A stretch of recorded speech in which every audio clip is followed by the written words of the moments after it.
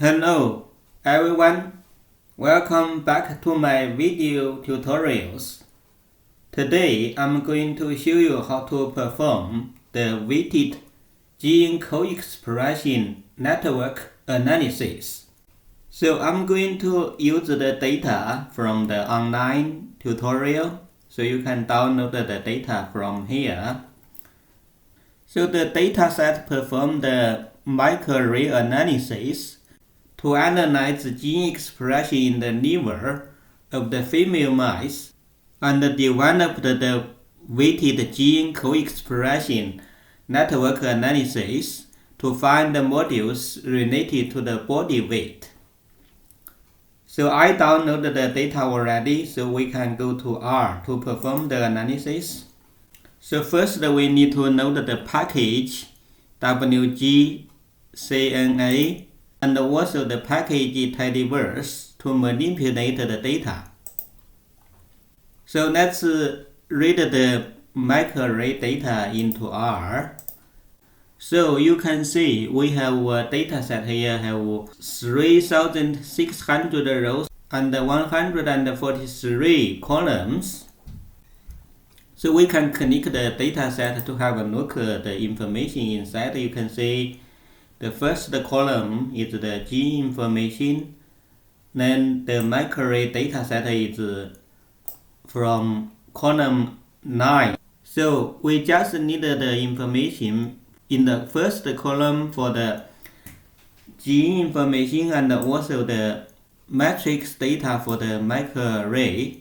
First we want to the gene information as row names, so we can set the gene information as row names. If we run this function, we can have a look at the data again. So you can see now the row names represent the gene information. Then we can subset the data. We don't need the columns 1 to 8 anymore, so we can delete that part. We can have a look at the data again. You can see now we only have the row names as the gene information. All the columns are the microarray data for each mice.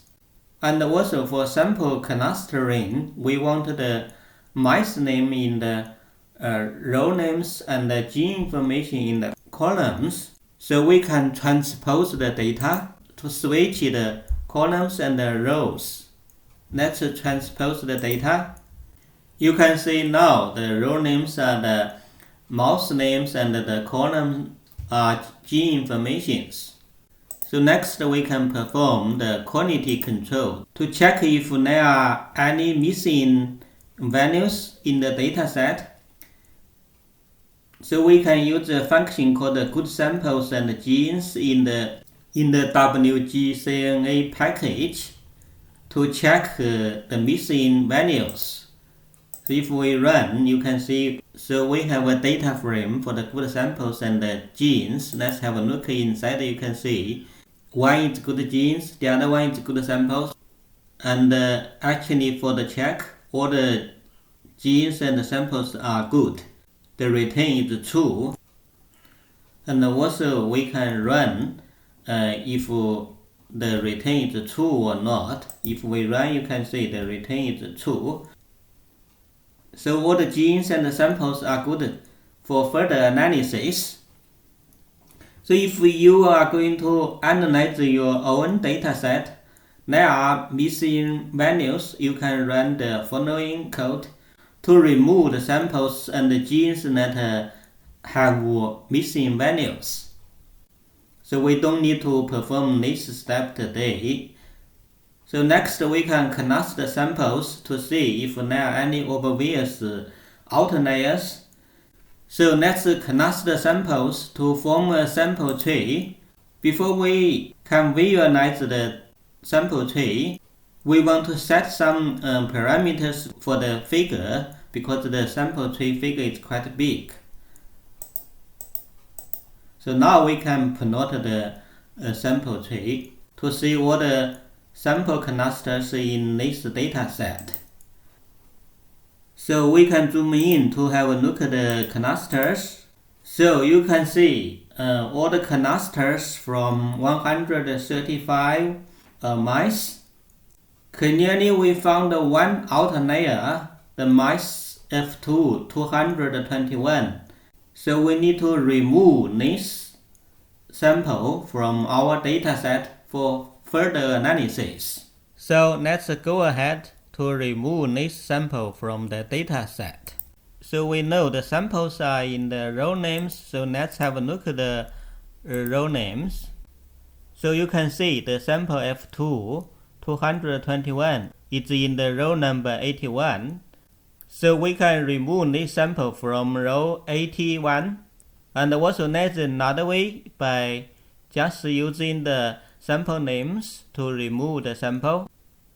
For your data analysis, if you have more than one samples to be removed, so you can use the concatenate function to remove more than one rows. So let's remove this sample from the data set. So now the data set is ready for the analysis. Next we can read the trait data in. So the trait data contains all the information for the mouse. So we can have a look at the trait data. You can see the trait data contains 361 mice, and there are 38 columns to show the information for each mouse. The mouse number, mouse ID, strain, sex, date of birth, and other information. But we only want the mouse name, other information including the body weight, length. So this will depend on your dataset, what kind of information you want to include. So let's go back to subset data for the mouse information. We want to keep column 2, 11 to 15, 17 to 30, and 32 to 38. So let's select the columns that we want to keep for the analysis. So now you can see we only have 27 columns in the trait data. You can see the first column is the mouse numbers. We use this column as the row names for the expression data. So now we can set column 1 as the row names. If we run the column to row names function, you can see we only have 26 columns now. If we look at the data, you can see now the row names are the mouse numbers. So maybe you realize already we have 361 mouse in the trait data, but we only have 134 mouse in the expression data. So we need to match the mouse numbers between both data sets.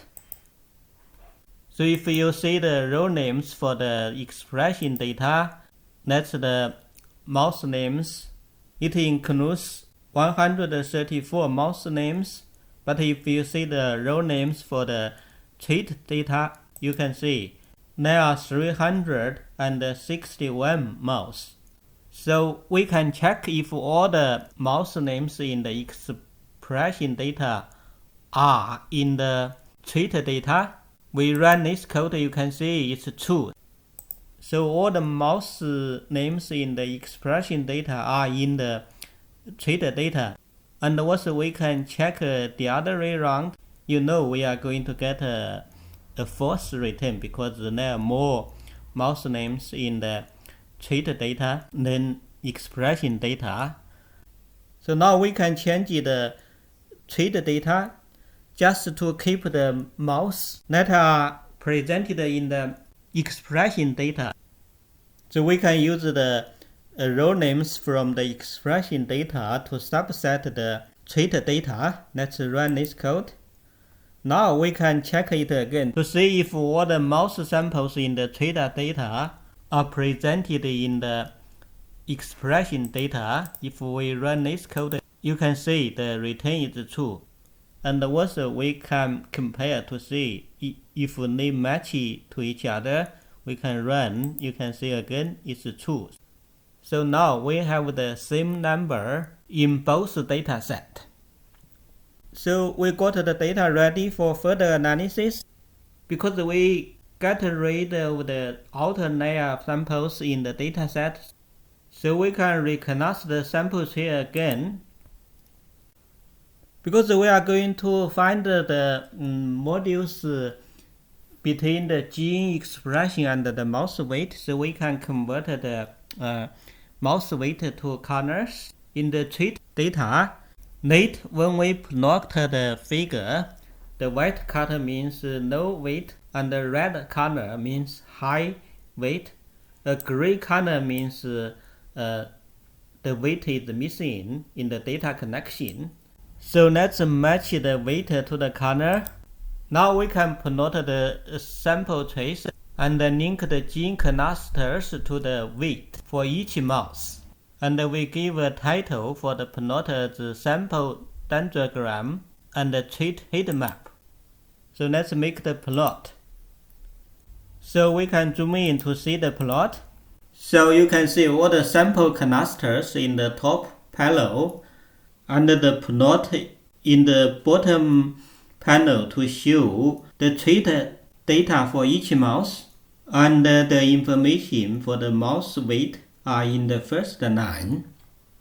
This will be the first part of my video tutorial, so we can save the data for the second part of network construction. So I'm going to stop here.